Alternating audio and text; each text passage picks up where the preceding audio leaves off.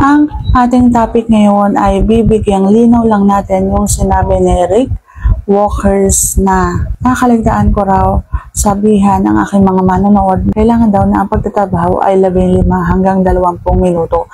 Pero madadagdagan pa daw yon kung pangit ang lalaki at mababawasan naman daw yan kapag halimbawang gwapo ang isang lalaki.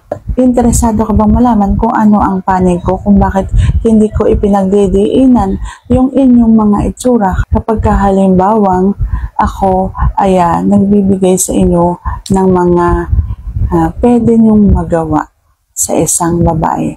Pag-uusapan natin yan, pero bago yan, kung bago ka pa lang sa aking channel, please consider like this video and subscribe my channel.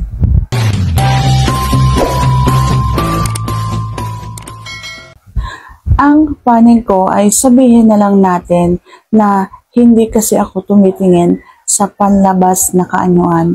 Nandun ako sa pagtatrabaho sa akin kung paano ako napapasaya. Yung sa akin kasi, nandun ako sa, ipinapayo ko sa inyo, kung kayo ay mag-asawa.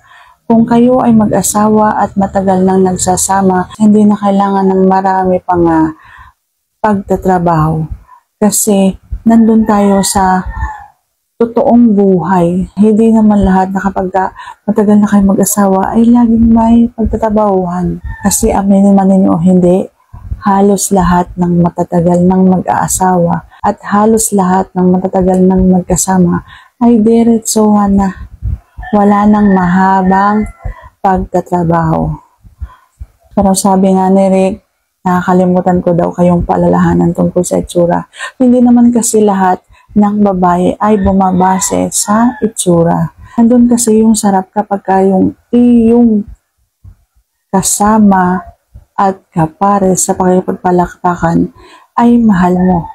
Kapag ka nagmahal ka, hindi mahalaga ang panlabas na kaanyuan. Hindi mahalaga kung gwapo ba yan o pangit yan. Ang mahalaga yung minamahal ka, tapat sa'yo, hindi ka niloloko. Siyempre, yung napapasarap ang bawat laban kapag kayo ay nagpapalakpakan. So, hindi naman talaga ako nagbabase sa itsura.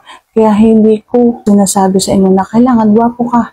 O kaya kapag halimbawang pangit ka, dagdagan mo yung iyong pagtatrabaho sa isang babae.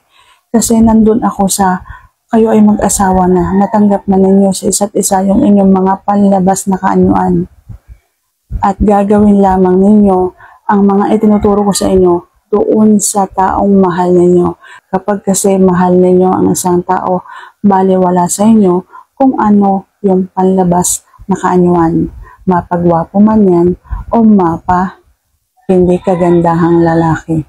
Basta mahal ninyo, sumasarap ang bawat laban kapag mahal ninyo ang inyong kapalakpakan.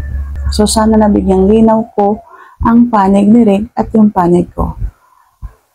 At kung nagustuhan mo ang aking video na to, please consider to like this video and subscribe my channel. Thank you for watching. See you on my next vlog.